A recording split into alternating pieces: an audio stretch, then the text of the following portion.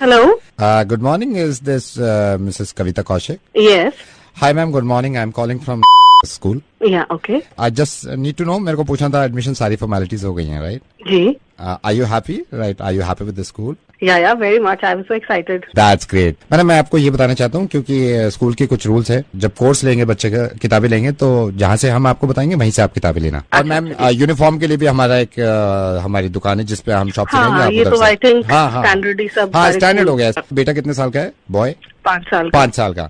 Madam उनके बाल आप वहीं कटवाएंगे जहाँ हम आपको बताएंगे क्योंकि हमारा एक अपना है हेयर ड्रेसर।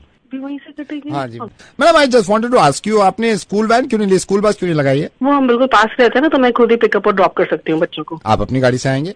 हाँ जी, हाँ जी। तो मैम मैं आपको ये बताना चाहता हूँ, आप पेट्रोल वहीं से डलवाएंगे जो पेट्रोल पंप हम आपको बताएंगे। एक बात बताइए आप। हाँ जी मैडम। बच्चा भी अपना लाना है कि आप ही अरेंज करके देंगे?